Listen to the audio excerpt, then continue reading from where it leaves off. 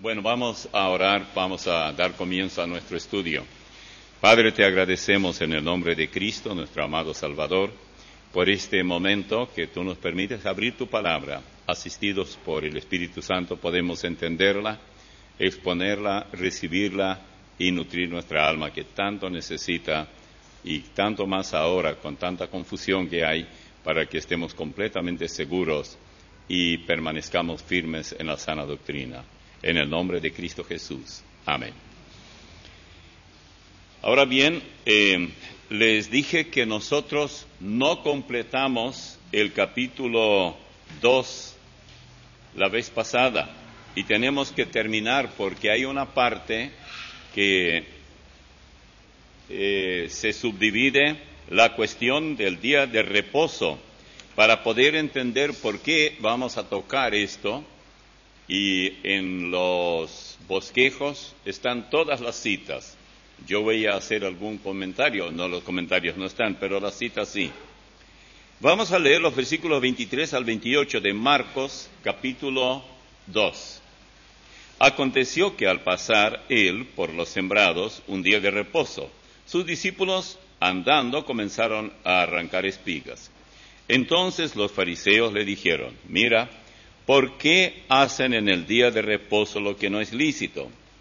Pero él les dijo: ¿nunca leísteis lo que hizo David cuando tuvo necesidad y sintió hambre, él y los que con él estaban?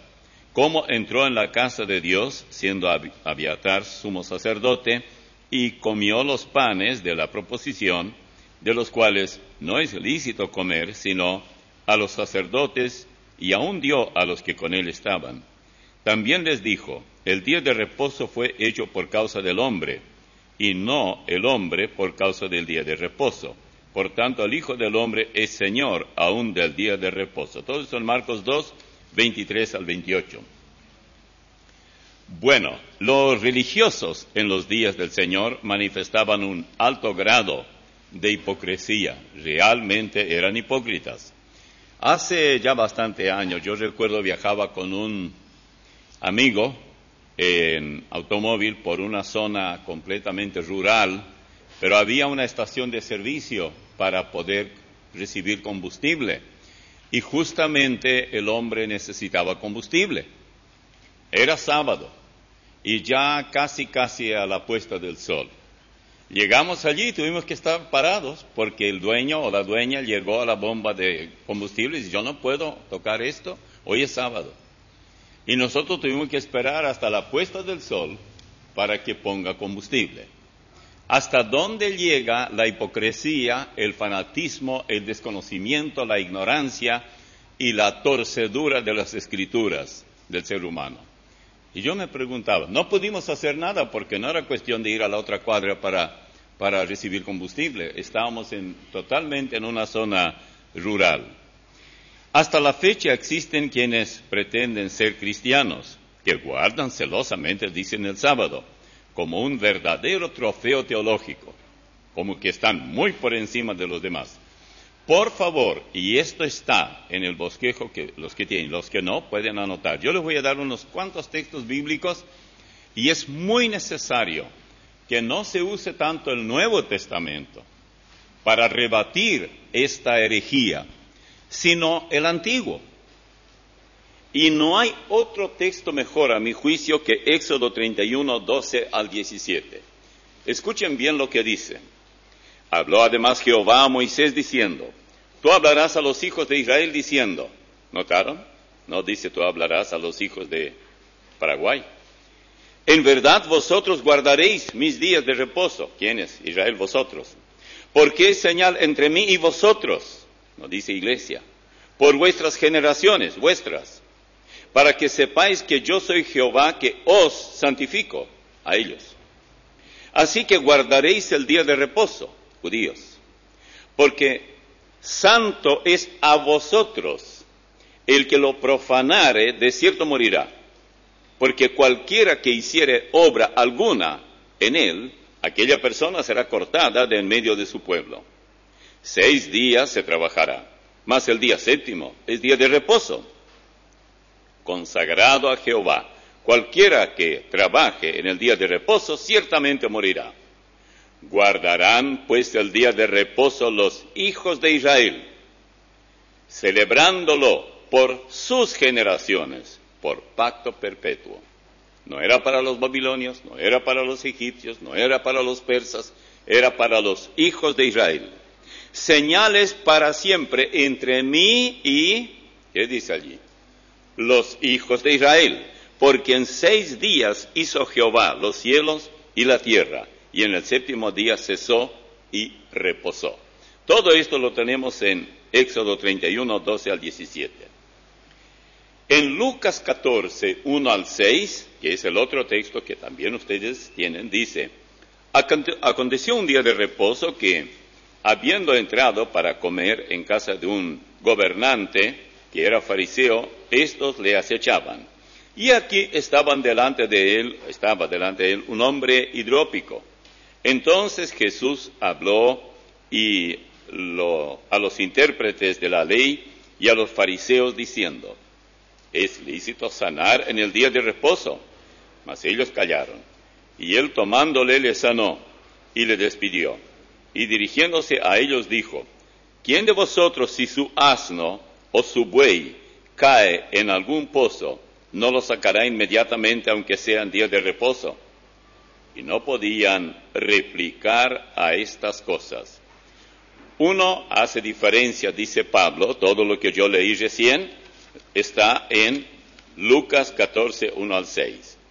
Y en Romanos 14, 5 y 6, ya por supuesto estamos en el Nuevo Testamento porque somos iglesia, y la iglesia está estructurada en el Nuevo, no en el Antiguo Testamento. Uno hace diferencia entre día y día, Romanos 14, 5. Otro juzga iguales todos los días, cada uno esté plenamente convencido en su propia mente. El que hace caso del día, lo hace para el Señor. Es decir, hace caso y dice hay que guardar el sábado porque él cree que es el Señor lo que quiere. Está bien. Y el que no hace caso del día, para el Señor no lo hace. El que come, para el Señor come, porque da gracias a Dios. Y el que no come, para el Señor no come, y da gracias a Dios. Esto en Romanos 14, 5 y 6.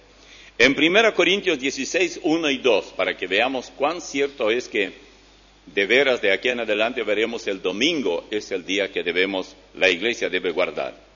Es decir, todos los días podemos trabajar. Algunos hacen diferencia de un día a otro. Para algunos, yo recuerdo cuando era chico, yo veía a un hombre trabajando el domingo, decía: qué pagano y mundano es ese, se va al infierno de cabeza. Lo vi en el campo haciendo su arada y todo eso en pleno domingo. Y así como yo pensaba que el domingo todo el mundo tiene que vestir ropa más limpia, más linda, más nueva, e ir a la iglesia, al templo, y congregarse. Y esa era la idea, y eso es lo que tiene, esa idea para chicos está bien. 1 Corintios 16, 1 y 2 dice: en cuanto a las ofrendas para los santos, haced vosotros también de la manera que ordené en las iglesias de Galacia. Cada primer día de la semana, cada uno de vosotros ponga aparte algo, según haya prosperado, guardándolo para que cuando yo llegue, no se recojan entonces ofrendas. Después vamos a ampliar esto. Y un texto más, está en Colosenses 2, versículos 16 y 17. Colosenses 2, 16 y 17. Por tanto, nadie os juzgue en comida o en bebida o en cuanto a días de fiesta, luna nueva o días de reposo. Todo lo cual es sombra de lo que ha de venir, pero el cuerpo es de Cristo. Ahora, tenemos que plantearnos algunas interrogantes y hallar la respuesta a estas escrituras que yo acabo de leer. Jesús resucitó el domingo, no el sábado. Por ejemplo, en Mateo 28, 1 al 6 dice: pasado el día de reposo, al amanecer del primer día de la semana, vinieron María Magdalena y la otra María a ver el sepulcro. Y hubo un gran terremoto, porque un ángel del Señor descendiendo del cielo y llegando removió la piedra y se sentó sobre ella. Su aspecto era como un relámpago, versículo 3, y su vestido blanco como la nieve. Y de miedo de él, Los guardas temblaron y se quedaron como muertos. Mas el ángel, respondiendo, dijo a las mujeres: no temáis vosotras, porque yo sé que buscáis a Jesús, el que fue crucificado. No está aquí, pues ha resucitado. Como dijo: venid, ved el lugar donde fue puesto el Señor. Mateo 28, 1 al 6. No olviden una cosa cuando leemos esto. El sábado, el cuerpo de Jesús estaba en el sepulcro. El sábado nos habla de la muerte, del cadáver. Allí estaba Él. Pero el domingo, yo prefiero el domingo toda la vida. El domingo se produjo una verdadera revolución en esa tumba. El cuerpo desapareció y todo el mundo ese día comenzó a correr de aquí para allá. Los que le habían conocido y vieron que había sido crucificado y muerto y sepultado, daban la noticia por todas partes que Él vive. Si usted quiere, aquí podemos usar la palabra religión, una religión de muerte, de tumba, de sepulcro, guarde el sábado. Yo prefiero vida, prefiero resurrección, prefiero buenas noticias. Evangelio significa buenas noticias. Jesús se presentó a los suyos, también un domingo, no un sábado. En Juan 20, 19 al 26 dice: cuando llegó la noche de aquel mismo día, el primero de la semana, es domingo primero, estando las puertas cerradas en el lugar donde los discípulos estaban reunidos por miedo de los judíos. ¿Ven ustedes?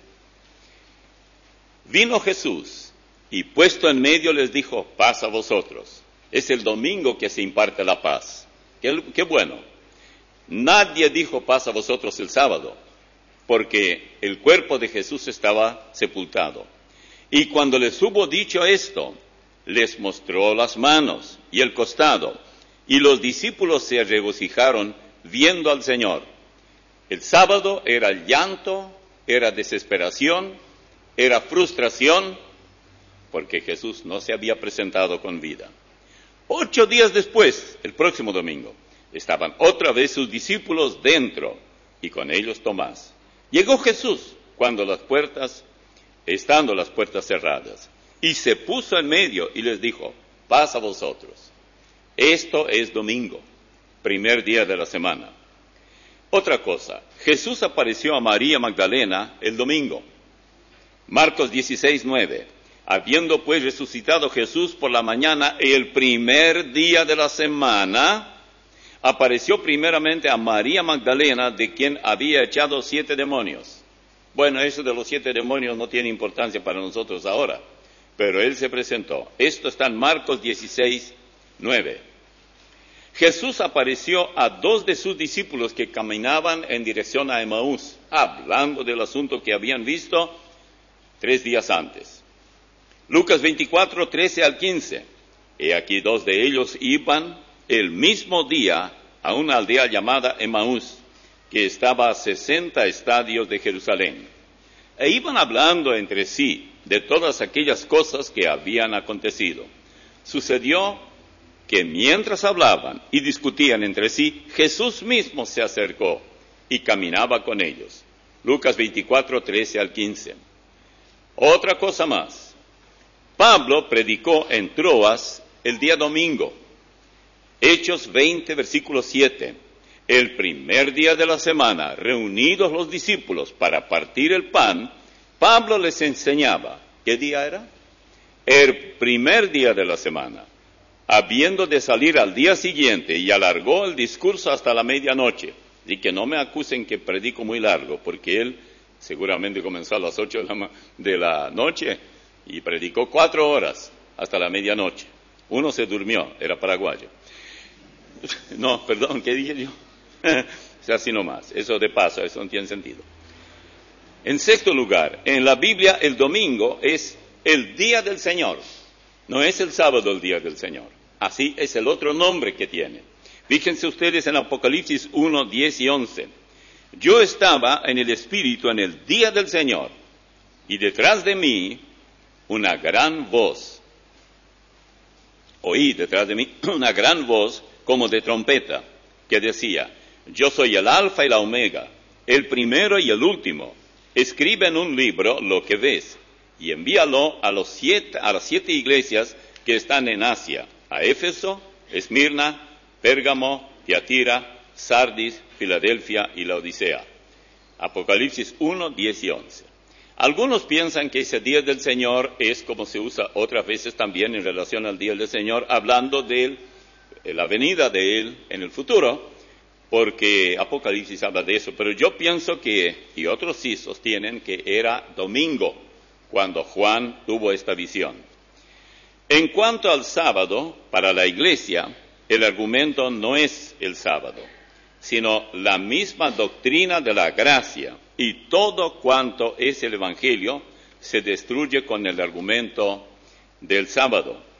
Por ejemplo, Santiago 2, 10 y 11 dice que si usted no cumple con uno de los mandamientos que aparecen, ¿y saben cuántos hay en total? 612 mandamientos.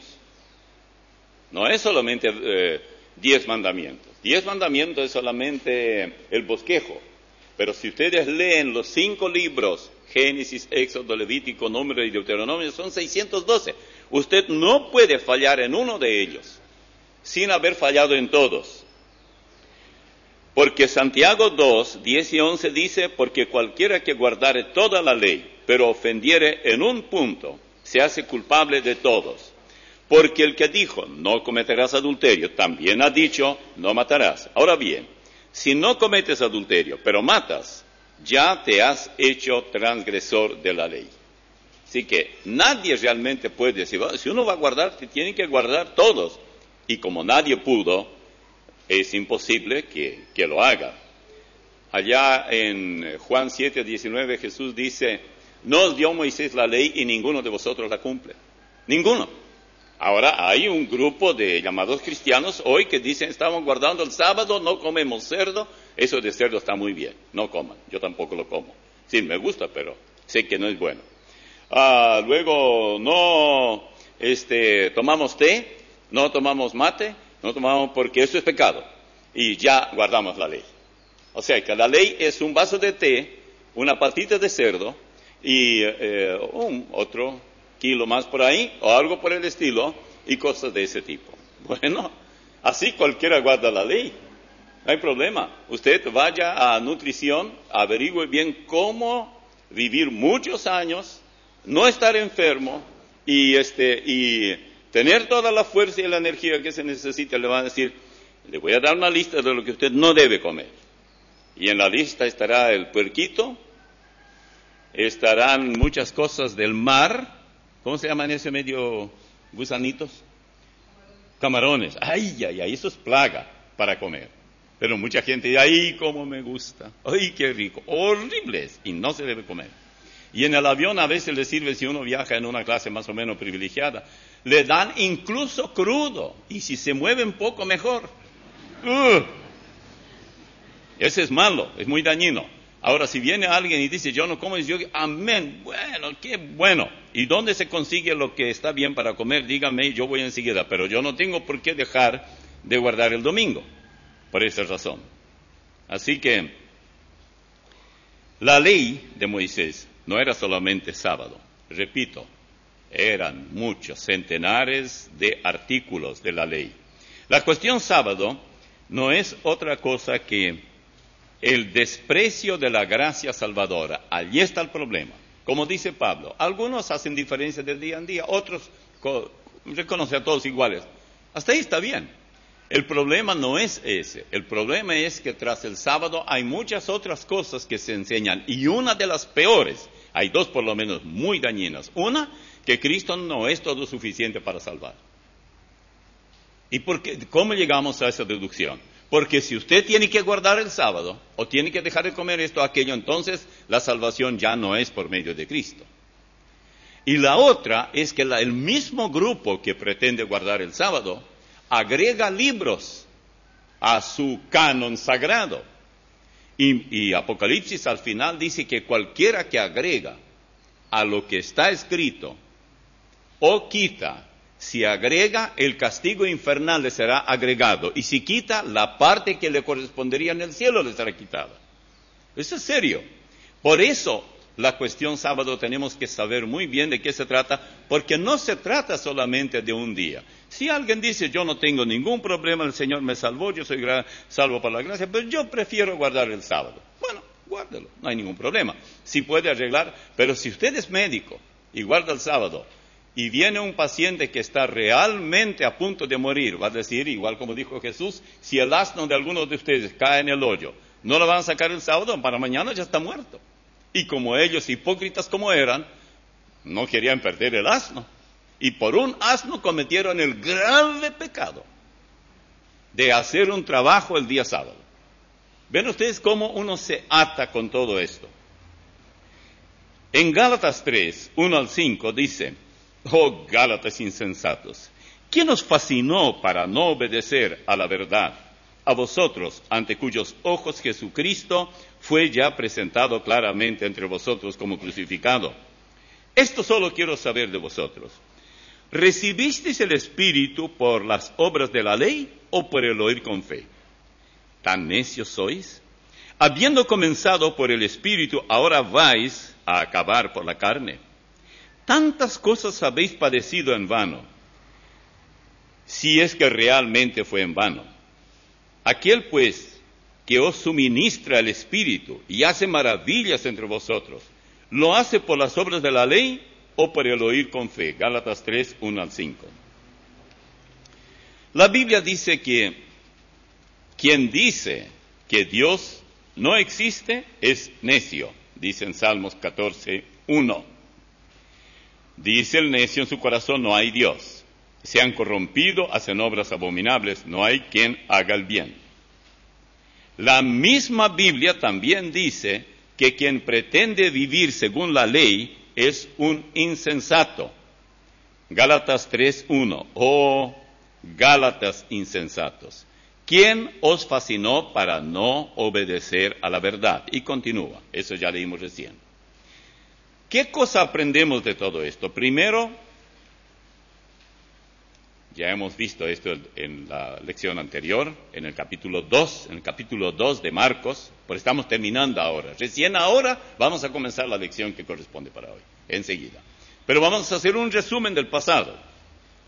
Hemos aprendido, por lo que se dio el domingo pasado, lo de los 4 camilleros, quienes voluntariamente recogieron a un paralítico y lo llevaron a Jesús.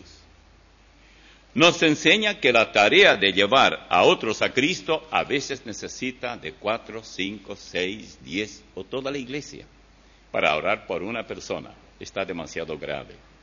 Aprendemos en tercer lugar también que cuando un hombre pretende perdonar pecados en lugar de Dios, blasfema. Todas las veces que un religioso dice, te absuelvo, te perdono, o lo que fuera, está blasfemando contra Dios. Todo hombre que hoy pretende hacerlo es un blasfemo. Aprendemos que Jesús dedicaba mucho tiempo para enseñar. Esta palabra se usa varias veces en todo el Nuevo Testamento en relación a la forma como Jesús hacía. Hay mucho menos evangelizar que enseñar. Aprendemos también que la cuestión ayuno tiene sus cómo, cuándo, dónde y por qué. Eso lo vimos ya, no hoy. Y aprendimos también por qué no debemos guardar el sábado. Ahora pasen al capítulo 3 de Marcos. Primero, de nuevo el santísimo día de reposo. Comienza con eso. Fíjense, versículos 1 y 2. Otra vez entró Jesús en la sinagoga, y había allí un hombre que tenía seca una mano, y le acechaban para ver si en el día de reposo le sanaría, a fin de poder acusarlo. Marcos 3, 1 y 2. Así que ya como vimos en el capítulo 2, a los que estaban allí sentados, ¿recuerdan? Siempre hay esos que están sentados, no hacen nada, pero están para acusar. Los comparamos con algunos hermanos que tienen muchos planes muchas brillantes ideas, mucho entusiasmo, que yo lo llamo entusiasmo marca burbuja, mucho para hablar de un gran pasado, siempre antes, cuando nosotros estuvimos ahí en tal y cual iglesia, y cuando yo iba y era chico con mis padres a la iglesia, qué bueno que era todo esto. Entonces, ahora que ya son mayores, que tienen experiencia, o se supone que deben tener mucha experiencia, están allí sentados. Ellos vienen, ellos se sientan, ellos escuchan, pero ellos no toman parte. Pero sí, ¿cómo? No toman parte, sí que toman parte. Solamente con la lengua, para criticar a los que hacen algo. Y es lo que hacían antes. Lo único que ellos vieron era que el Señor había sanado a un enfermo. Ellos no vieron la alegría del enfermo, la demostración de la deidad de quien estaba con ellos, que era Cristo. El poder, nada de eso. Ellos vieron que Él había sanado a un hombre el sábado. Y eso quería decir, según ellos, que Él no provenía de Dios. ¿Por qué? Porque no guardaba el sábado. Y ellos pretendían hacerlo. Si usted va a Israel, yo no sé ahora, pero creo que es lo mismo. Hay quienes guardan el sábado, por ejemplo, el Islam guarda el viernes. Y no se puede hacer nada. El sábado, en algunos lugares de extremo, ¿qué diría yo? No puedo decir que son conservadores, pero fanáticos. Usted no puede apretar el botón del ascensor, eso es trabajo. Usted puede tirar la piedra a un árabe, si no lo quiere, eso no es trabajo. Pero usted no debe apretar el botón de un ascensor. Nada. Estuvimos en un barrio judío donde están los ultraconservadores y era cerca de la 1 de la tarde, del viernes. Y nos dijo el guía, tengan mucho cuidado, no haga nada, no recoja nada, no lleve nada, no haga nada, porque le pueden tirar piedra. Esto es lo que hace el fanatismo. Así que tenga, hermano, siempre mucho cuidado con los que están sentados, es decir, que no hacen nada. No le haga caso. La mejor manera para con esos que están sentados, como estaban allí, viendo lo que Jesús hizo, enseguida comenzaron a criticarlo, porque además acusarlo. Vamos a escuchar la respuesta de Jesús. Y les dijo, versículo 4 de Marcos 3, ¿es lícito en los días de reposo hacer bien o hacer mal? ¿Salvar la vida o quitarla? Pero ellos callaron. Ahí está la cobardía. Aparte de otras cosas, son cobardes. Jesús dijo, ya vimos esto en la lectura anterior, que el sábado no fue hecho,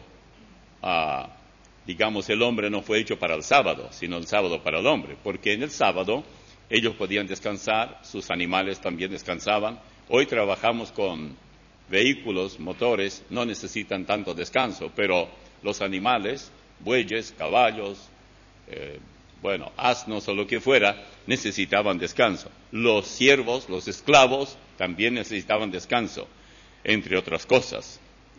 Alguien podría alegar que en realidad, puesto que ellos eran judíos, la ley mosaica prescribía el reclamo de ellos. No debían hacer nada. Pero, ¿cumplieron ellos la ley? Si ellos hubieran cumplido, claro que sería correcto. Por eso, allí es donde ustedes tienen que ver lo que dice en Juan 7:19, que yo ya cité hoy. No os dio Moisés la ley, y ninguno de vosotros cumple la ley, ¿por qué procuráis matarme? O sea, ustedes no cumplen la ley. Por beneficio, o sea, por cuestiones de negocio o lo que fuera. Ustedes no cumplen la ley. Porque cuando él le habló eso del asno que cae en un pozo el día sábado, ellos no le contestaron, cobardes. En Santiago 2:10, que también yo cité, porque cualquiera que guardare toda la ley, pero ofendiere en un punto, se hace culpable de todos. Así que de nada les sirve. En tercer lugar, la actitud de ellos acusó, o mejor dicho, causó enojo y tristeza a nuestro Señor. Por ejemplo, el Señor realmente se entristeció cuando vio la actitud de ellos tan, diríamos nosotros, hipócrita. Los versículos 4 y 5 de del mismo capítulo 3. Y les dijo, ¿es lícito en los días de reposo hacer bien o hacer mal? ¿Salvar la vida o quitarla? Pero ellos callaron. Entonces, mirándolos alrededor, con enojo, entristecido por la dureza de sus corazones, dijo al hombre, extiende tu mano. Y él la extendió, y la mano le fue restaurada sana. Vale mucho más esto que todas las murmuraciones de estos hipócritas. Esto está en Marcos 3, 4 y 5. ¿Qué es lo que defendemos nosotros como cristianos? ¿Por qué no podemos trabajar, por ejemplo, en grupo? ¿Por qué no nos regocijamos cuando alguien ha sido, digamos, restaurado por el Señor? ¿Por qué mientras los sanados se regocijaban, los que nada hacían murmuraban? La razón es muy sencilla. La envidia era todo el problema para una religión muerta, saturada de patronos, de liturgia, de credos, de jerarquías, de ceremonias, de ídolos, de santos, de beatos y tradiciones. Les conviene la ignorancia del pueblo. No va a ser mucho tiempo ignorante el que comienza a leer la Biblia, y menos idólatra. Para manejar a un pueblo, éste debe desconocer las Escrituras. Por eso tomó muchos años hasta que la Biblia llegó a ser traducida a cualquier idioma, aparte de griego, hebreo, arameo y latín. Para aprovecharse de otros, hay que buscar a ignorantes, ingenuos, dóciles, sin personalidad propia, sin convicción alguna. Busque usted esta gente y va a tener manera muy fácil para manipularlos a su antojo y en su propio provecho. Las enseñanzas y las obras del Señor eran como prender un reflector irresistible para la vista y encontrar justamente a los ladrones con las manos en la masa. Era mucha la diferencia entre las enseñanzas de Jesús y las de aquellos religiosos, y por eso la gente inmediatamente dejaban a esos falsos piadosos en su propio concepto y seguían a Jesús. También hoy es mucha la diferencia entre las enseñanzas de los religiosos y lo que enseña la Biblia. Usted puede ser religioso y al mismo tiempo un hipócrita y evitado por todos los medios por lo peligroso que es. Los espíritus inmundos se postraban ante él, pero Jesús no les permitía nunca que lo descubrieran. Más o menos este tipo de preguntas lanzamos por la radio, que en realidad nadie la contestó. Vamos a leer en Marcos 3, 7 al 12. Dice, mas Jesús se retiró al mar con sus discípulos y le siguió gran multitud de Galilea y de Judea, de Jerusalén, de Idumea, del otro lado del Jordán y de los alrededores de Tiro y de Sidón. Oyendo cuán grandes cosas hacía, grandes multitudes vinieron a él. Y dijo a sus discípulos que le tuvieran siempre lista la barca a causa del gentío, para que no le oprimiesen. Porque había sanado a muchos, de manera que por tocarle, cuantos tenían plagas, caían sobre él. Y los espíritus inmundos, al verle, se postraban delante de él, y dando voces diciendo, tú eres el Hijo de Dios. Daban voces. Mas él le reprendía mucho para que no le descubriesen. Esto en Marcos 3, 7 al 12. Vamos a detenernos únicamente en los versículos 11 y 12. Y los espíritus inmundos al verle se postraban delante de él y daban voces diciendo, tú eres el Hijo de Dios. Mas él le reprendía mucho para que no le descubriesen. Marcos 3, 11 y 12. Es realmente notable que Jesús fue reconocido como Hijo de Dios, uno de los nombres del Mesías por los demonios mucho antes que Pedro lo declarara el Cristo, o sea, el Mesías. Un ejemplo es Marcos 5, 1 al 9. Fíjense bien cómo los demonios sabían quién era Jesús. Marcos 5, 1 al 9 dice: vinieron al otro lado del mar, a la región de los Gadarenos, y cuando salió él de la barca, enseguida vino a su encuentro de los sepulcros un hombre con un espíritu inmundo, que tenía su morada en los sepulcros, y nadie podía atarle ni aun con cadenas, porque muchas veces había sido atado con grillos y cadenas, mas las cadenas habían sido hechas pedazos por él y desmenuzados los grillos, y nadie le podía dominar. Y siempre, de día y de noche, andaba dando voces en los montes y en los sepulcros e hiriéndose con piedras. Cuando vio pues a Jesús de lejos, corrió y se arrodilló ante él, y clamando a gran voz dijo: ¿qué tienes conmigo, Jesús, Hijo del Dios Altísimo? O sea, él lo reconoce como Dios mismo. Te conjuro por Dios que no me atormentes. Porque le decía, es decir, Jesús le decía: sal de este hombre, espíritu inmundo. Y le preguntó: ¿cómo te llamas? Y respondió diciendo: Legión me llamo, porque somos muchos. Esto en Marcos 5, 1 al 9. No era un solo demonio, sino toda una jauría de demonios. Por eso dijo: me llamo Legión, que a veces legión significa sin número. Esto significa que todos ellos sabían que estaban frente al Rey del universo. Todavía nadie lo había declarado. Los demonios ya sabían que él era el Mesías.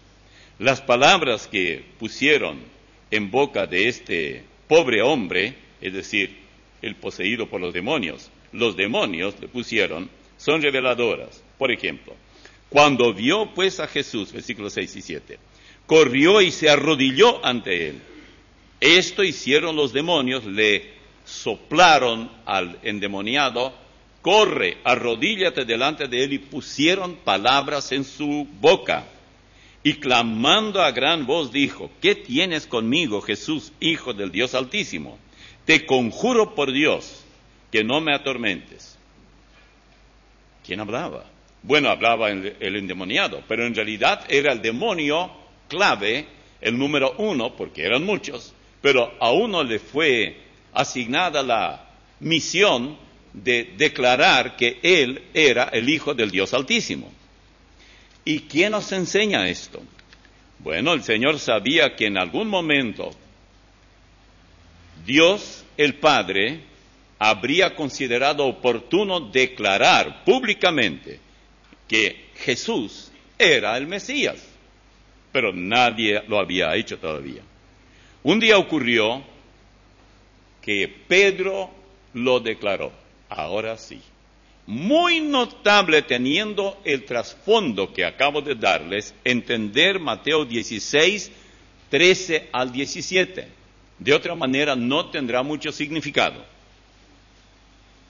Viniendo Jesús a la región de Cesarea de Filipo, preguntó a sus discípulos diciendo: ¿quién dicen los hombres que es el Hijo del Hombre? Solo piensen por un momento. ¿Qué pasaría o cuál sería la respuesta de un endemoniado si Jesús le preguntara a él? Bueno, ya tenemos la respuesta. Tú eres el Hijo del Altísimo. Tú eres el Hijo de Dios. Ellos dijeron, ¿ven? Ellos no sabían. Ellos dijeron, unos dicen Juan el Bautista, otros Elías y otros Jeremías o alguno de los profetas. Él les dijo, ¿y vosotros quién decís que soy yo? Respondiendo Simón, Pedro dijo, tú eres el Cristo, el Hijo del Dios viviente. Entonces, oigan bien esto, entonces le respondió Jesús, bienaventurado eres, Simón, hijo de Jonás, porque no te lo reveló carne ni sangre, sino mi Padre que está en los cielos. para diferenciar quién reveló a Pedro la identidad de Jesús, para diferenciar del que reveló al endemoniado, él le dice, no le dice que no te revelaron los demonios o el demonio, sino que le dice que no era carne ni sangre. Es decir, no es tu inteligencia, no es que tú llegaste a esa conclusión. Y eres dichoso, no tanto por Pedro solo, sino que el Señor mismo sabía que en algún momento alguien digno de hacerlo lo revelaría públicamente como el Mesías. Y le cupo a Pedro ser la persona que dijo, tú eres el Cristo. Jesús destaca que fue el Espíritu Santo cuando dice que mi Padre que está en los cielos. Los únicos que hasta entonces lo habían hecho eran los endemoniados. Pero la gente, fíjense ustedes que estos que lo acusaban de una y de tantas otras cosas, conocían las Escrituras. Y muchos de los milagros que Jesús hizo eran cumplimientos proféticos que ellos conocían. Pero ellos nunca admitieron que Él era el verdadero Cristo. Cristo es Mesías. Mesías es el enviado, no un enviado, Él. Satanás sabía, y sabe hoy, quién es Jesús. Satanás y los demonios no tienen problemas para creer que Él es Dios. Así que, obviamente, ellos igual como algunas doctrinas que hoy existen, que niegan la deidad de Cristo, saben que Cristo es Dios, pero lo niegan. Bueno, por lo menos los demonios declaraban, no por el bien de sus semejantes, porque nadie creería a los demonios, pero para salvarse ellos mismos y no perecer antes de tiempo. Bien, Satanás y los demonios también saben que existe el lago de fuego, el juicio final, la eternidad de tormento, pero el Señor nunca se valió de ellos para propagar su evangelio. Luego viene en los versículos 13 al 19, siempre en Marcos 3, la elección de los 12. Después subió al monte y llamó así a los que él quiso y vinieron a él. Y estableció a 12 para que estuviesen con él y para enviarlos a predicar, y que tuviesen autoridad para sanar enfermedades y para echar fuera demonios. A Simón, a quien puso por sobrenombre Pedro, a Jacobo, hijo de Zebedeo, y a Juan, hermano de Jacobo, a quienes apellidó Boanerges, esto es, hijos del trueno, Andrés, Felipe, Bartolomé, Mateo, Tomás, Jacobo, hijo de Alfeo, Tadeo, Simón el cananista, y Judas Iscariote, el que le entregó. Y vinieron a casa. Marcos 3, 13 al 19. No vamos a dedicar mucho tiempo a este tema, pero examinaremos a modo de bosquejo general lo que Marcos nos dice. Primero, Jesús llamó a los que él quiso, versículo 13, oiga bien, a los que él quiso, no los que querían, los que él quiso. Porque dice, después subió al monte y llamó así a los que él quiso y vinieron a él. Así es como el Señor invita a quienes han de estar con él trabajando solamente en la causa que él quiere. Segundo, Jesús estableció a 12, no 11, no 14, no 20, nada, a 12. Versículo 14, la primera parte. 3, para que estuviesen con él y para enviarlos a predicar. ¿Ven? ¿Quién decide ir a predicar? Bueno, para estar siempre con él, en calidad de tiempo completo. Ustedes tienen la respuesta. Jesús hizo que tuviesen autoridad para sanar enfermedades y para echar fuera demonios. ¿Quiénes? Los 12. No es la Iglesia Universal, eso es fraude. La así llamada. No son los pares de sufrir, eso es otro fraude, peor todavía. Eran 12, y hasta para que nos metamos esto en la cabeza, da los nombres, para que nadie piense que aquí hay un paraguayo. Todos eran judíos, todos eran de su época, nadie tiene derecho hoy de pretender que tiene su iglesia los 12 apóstoles, porque no los hay. Debemos notar que Marcos distingue enfermedades de echar fuera demonios. Y esto nos muestra que son dos cosas completamente distintas.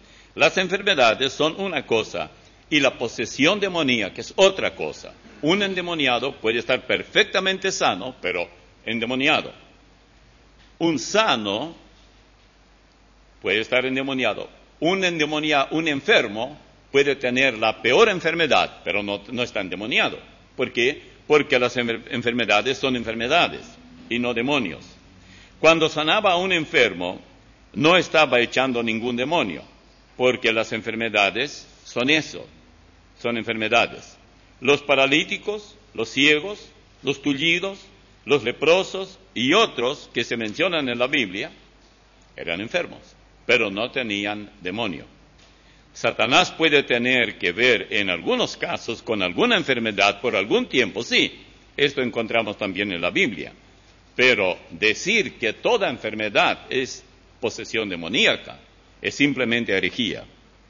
En otro caso, que los demonizadores profesionales pretenden demostrar que toda enfermedad es posesión demoníaca, es la mujer que desde hacía 18 años tenía espíritu de enfermedad. Lucas 13, 10 al 13 y el versículo 16. Dice, enseñaba Jesús en una sinagoga en el día de reposo. Y había allí una mujer que desde hacía 18 años tenía espíritu de enfermedad. Noten bien. Y andaba encorvada. Y en ninguna manera se podía enderezar. Cuando Jesús la vio, la llamó y le dijo, mujer, eres libre de tu enfermedad. Y puso las manos sobre ella, y ella se enderezó luego, y glorificaba a Dios. Y a esta hija, en el versículo 16 dice, y a esta hija de Abraham, que Satanás había atado 18 años, todavía no dice que tiene demonio, pero dice que Satanás la había atado. No se debía desatar de esta ligadura en el día de reposo. Ni siquiera de ella dice que tiene demonio. Ella estaba tullida. Ella estaba así agachada y no se podía enderezar todo el tiempo. Por muchos años. Y Jesús admite que Satanás gozaba de eso, porque ella estaba así. O sea, no tenía demonio, pero estaba con esa enfermedad. Y Jesús calificó el problema de esta mujer como enfermedad. Cuando Jesús la vio, la llamó y le dijo, mujer, ¿eres libre de qué dice? De tu enfermedad. No dice eres libre del demonio, porque era enfermedad, no era demonio. Él la declaró libre de su enfermedad. Tengamos esto en cuenta. En esta porción de Marcos 3 hemos visto que Jesús personalmente es el único autorizado para escoger a quienes han de servirle de tiempo completo y también es el verdadero Mesías. Luego pasamos a lo que es la blasfemia contra el Espíritu Santo. Están los versículos 20 al 30. Y se agolpó de nuevo la gente, de modo que ellos ni aún podían comer pan, o sea, no había tiempo para comer, sentarse y comer, ¿no? Cuando lo oyeron los suyos, vinieron para prenderle, porque decían, está fuera de sí. Pero los escribas que habían venido de Jerusalén decían que tenía a Beelzebú y que por el príncipe de los demonios echaba fuera a los demonios. Y habiéndolos llamado, les decía en parábolas, ¿cómo puede Satanás echar fuera a Satanás? Si un reino está dividido contra sí mismo, tal reino no puede permanecer. Y si una casa está dividida contra sí misma, tal casa no puede permanecer. Y si Satanás se levanta contra sí mismo y se divide, no puede permanecer, sino que ha llegado su fin. Ninguno puede entrar en la casa de un hombre fuerte y saquear sus bienes si antes no le ata, y entonces podrá saquear su casa.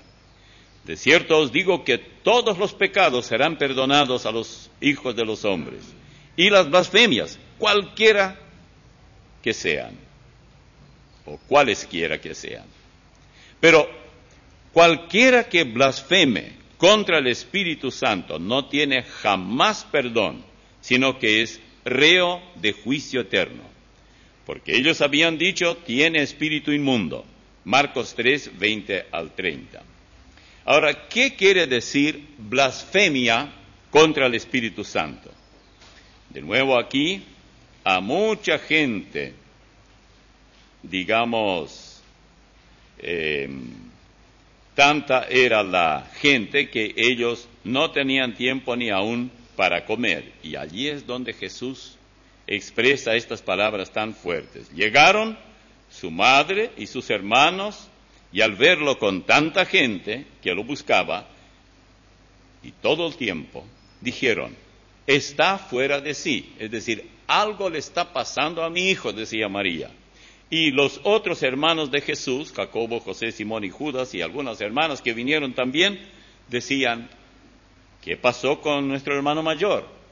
¿Por qué la gente lo busca tanto? En otras palabras, ellos admitieron que era algo fuera de lo común, no podía ser. Ninguno de ellos se destacó como él.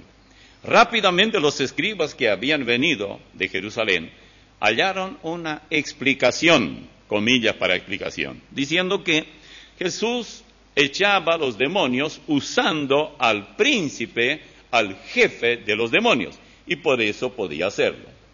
Jesús les habló por parábolas diciendo que si él echaba demonios con el mismo Satanás, entonces el reino de Satanás se acabó. Y sin embargo no se había acabado. Luego agregó que si un reino o gobierno se divide, entonces habrá llegado su fin. Lo mismo ocurre, dice, en una familia. Si se divide, comienza a pelear los padres con los hijos, unos hijos contra otros hijos, etcétera. Se desintegra la familia y ya no existe como tal. Menciona también que si algún individuo quiere asaltar una familia, primero tiene que atar, inmovilizar a sus víctimas y entonces robarles. Versículo 27. Ninguno puede entrar, dice, en la casa de un hombre fuerte y saquear sus bienes, si antes no le ata, y entonces podrá saquear su casa. Versículo 27 del capítulo 3 de Marcos. Lo que Jesús les hizo ver es que al sanar a ese enfermo, al echar, por ejemplo, en este caso, un demonio, él estaba mostrando al mundo que Satanás había sido vencido por él. Ese fuerte que fue atado es Satanás mismo. Quien lo inmovilizó fue el Señor, por eso tuvo poder para echar los demonios, sanar a los hombres que él quería. Veamos estas declaraciones en la paráfrasis, versículos 24 al 27. Me gusta cómo traduce. Si un reino está dividido y los distintos bandos luchan entre sí, pronto desaparecerá. Si en un hogar hay pleitos y divisiones, se destruirá. Y si Satanás pelea contra sí mismo, ¿en qué irá a parar? Así nadie puede sobrevivir. Para echar fuera a los demonios, hay que atar primero a Satanás. De la misma manera que para saquear los bienes de un hombre fuerte, hay que atarlo primero. Esta es una paráfrasis. Bueno, ¿cuál es el pecado que no tiene perdón? Versículos 28 al 30.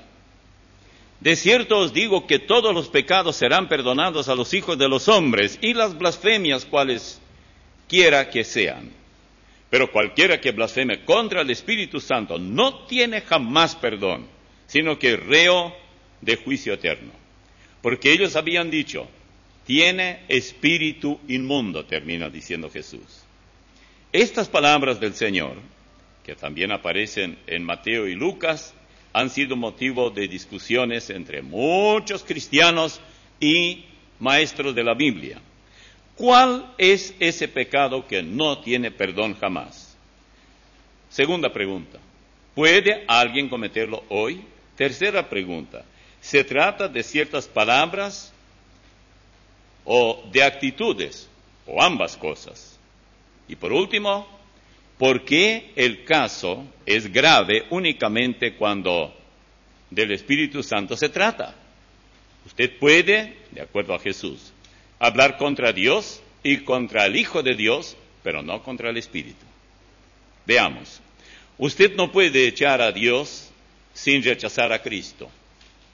Es decir, rechazar, mejor dicho, a Dios sin rechazar a Cristo. Si rechaza al Padre, rechaza al Hijo igualmente. Nadie puede decir yo creo en Dios, pero no creo en Cristo. Porque en Juan 15, versículo 23, dice, el que me aborrece a mí, también a mi Padre aborrece. Así que, quien quiera que aborrecía a nuestro Señor, aborrecía a Dios. Y naturalmente muchos de ellos no podían creer en Él y Él los entendía. Porque desde cuando Dios se presenta en persona humana, Jesús era como cualquier otro judío. Es cierto, hacía milagros y todo, y ellos aceptaban que era sobrenatural o lo que fuera. Pero decir un hombre, yo soy Dios, ¿cuántos de ustedes, cuántos de nosotros? Si usted tiene 4 o 5 hermanos y el mayor de todos los hermanos viene un día y dice, mamá, yo soy Dios. Y ustedes, muchachos, hermanos míos, acuérdense, yo soy Dios. Ustedes van a llevar al psiquiátrico. Así es, está mal de cabeza, ¿qué le está pasando? Hay que ir cuidándole. La mamá diría, hijos, anden detrás de él, porque quién sabe con qué va a venir ahora. A lo mejor va a llevar un machete y nos va a matar a todos, porque sintiéndose Dios, tiene capacidad para todo, etcétera. Está fuera de sí. Y hasta eso llegaron los hermanos de decir, está fuera de sí. No podían entender cuál era la parte. El problema no eran los milagros que él hacía. Eso era aceptado, no había problema. El problema era la cantidad de gente que iba y lo escuchaba con tanta atención, y muy especialmente el hecho que él había sido declarado Dios con los hombres. Esto María lo debía saber porque a José se le dijo, cuando estaba preparando el lugar donde luego viviría. Emmanuel significa Dios con nosotros. Y en Juan 14:7 dice, si me conocieseis también a mi Padre conocerías, y desde ahora le conocéis, y le habéis visto. Eso es fuerte.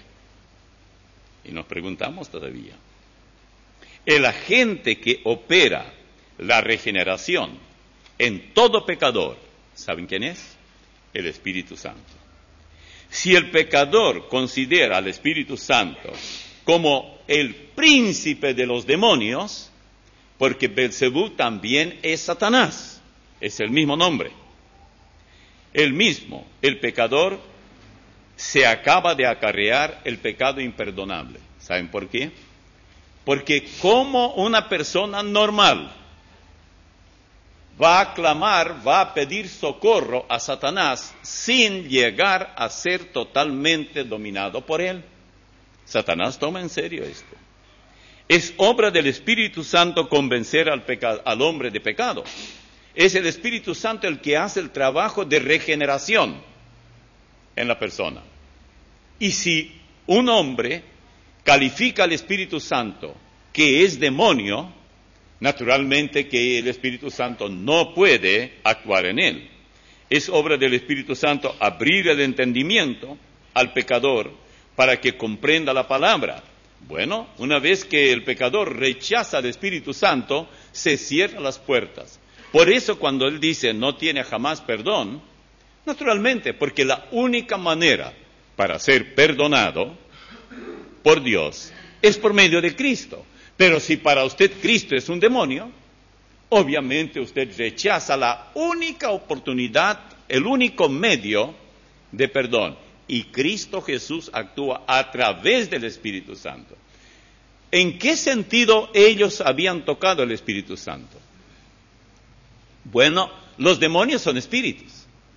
Cuando ellos dijeron que él echaba fuera los demonios por Beelzebú, invocaron a Satanás y dijeron, lo que hace el Señor, es que está siendo dominado por Satanás. Pero era el Espíritu Santo el que tenía la misión de regenerar al hombre pecador, hacer que entienda. Y bueno, este es el pecado que no tiene perdón. Oigan esto, Juan 16, 7 al 14, y ya vamos a ir terminando porque de nuevo pasa lo mismo de las otras veces que nunca nos alcanza el tiempo. Juan 14, 7 al 14, 16, Juan 16, 7 al 14. Pero yo os digo la verdad, os conviene que yo me vaya, porque si no me fuera, el Consolador no vendría a vosotros, mas si me fuere, os lo enviaré. Y cuando Él venga, convencerá al mundo de pecado, de justicia y de juicio. ¿Ven la misión del Espíritu? ¿Qué hicieron ellos con el Espíritu Santo? Dijeron que era Beelzebú. De pecado por cuanto no creen en mí. De justicia por cuanto voy al Padre y no me veréis más. Y de juicio por cuanto el príncipe de este mundo ha sido ya juzgado. Aún tengo muchas cosas que deciros, pero ahora no las podéis sobrellevar. Pero cuando venga el Espíritu de verdad, con mayúscula Espíritu, Él os guiará a toda la verdad, porque no hablará por su propia cuenta, sino que hablará todo lo que oyere y os hará saber las cosas que habrán de venir. Él me glorificará, esto es el Espíritu Santo, porque tomará de lo mío y os lo hará saber. Juan 16, 7 al 14. Si hay tal cosa como el pecado imperdonable, hoy es la incredulidad del pecador. Usted nunca será salvo si permanece incrédulo y muere incrédulo. No hay perdón. De hecho, dice, ni en esta vida ni en el futuro, porque no hay tal posibilidad de ser evangelizado después, en el futuro, más allá de la muerte. El purgatorio no existe, solamente existe en las enseñanzas del paganismo católico romano. En el cielo no hace falta evangelistas porque ningún pecador no salvo entrará allí y en el infierno tampoco irá nadie a predicar. Así que, ¿qué es lo que le queda a aquel o aquella que no quieren creer? No importa qué argumento. Y lo peor, al rechazar al Espíritu Santo como el agente que el Dios triuno ha designado convencer al hombre de pecado. El Espíritu Santo tiene una múltiple misión hoy con nosotros. Jesús dijo en la Gran Comisión, y aquí yo estoy con vosotros. ¿En qué forma? Si no lo vemos físicamente. Por medio del Espíritu Santo. Por eso les encargó que ellos no se fueran de Jerusalén hasta recibir al Espíritu Santo, porque Él debía ir con ellos. Ellos sin Él serían un fracaso. Tan cierto es esto que Pedro ya había decidido ir de nuevo a pescar y los otros dijeron, ¿qué te parece si vamos todos? Nosotros también, vamos contigo. Porque sabían que sin la presencia de su Salvador no podían hacer nada. Por eso ellos dijo, quédense en Jerusalén hasta que venga el Espíritu. Bueno, ¿qué ocurrió? 10 días después que lo vieron ascender hasta perderse de la vista, desciende el Espíritu Santo. ¿Con qué valor Pedro predicó el primer mensaje? Esto fue la gente del Espíritu Santo el que hizo en él. Y no solo en él. 3,000 personas fueron salvas de un solo sermón de Pedro. ¿Lo hizo Pedro? No. En aquellos que fueron salvos, ¿lo hicieron ellos, los 3,000 cada uno? No. El Espíritu Santo les abrió el entendimiento y les hizo ver sus pecados. Y dice Lucas, cuando anota esto en el libro de los Hechos, dice, se compungieron, temblaron de miedo cuando escucharon a Pedro. Y dijeron, ¿qué opción tenemos? Hay oportunidad de resolver el problema que cometimos. ¿Y cuál era el problema? Crucificar al Señor. Y Pedro les dijo, arrepiéntanse, crean en Él, confíen en Él, reciban a Él. 3,000 personas. Y no era un concierto de rock. No era nada de eso. Ni pesado ni liviano, y no lo hay liviano ninguno. Todo es diabólico totalmente, pero esa gente fue tocada. ¿Qué es lo que hace el pecador cuando se niega a recibir a Cristo? Pisotea el medio de salvación, pisotea, por decirlo así, la sangre de Cristo y hace exactamente lo mismo que hicieron ellos. Blasfema contra el Espíritu Santo cuando ya llega su última oportunidad de ser salvo. Oremos. Padre, te agradecemos por tu palabra, bendícela a nuestro corazón. En el nombre de Jesús. Amén.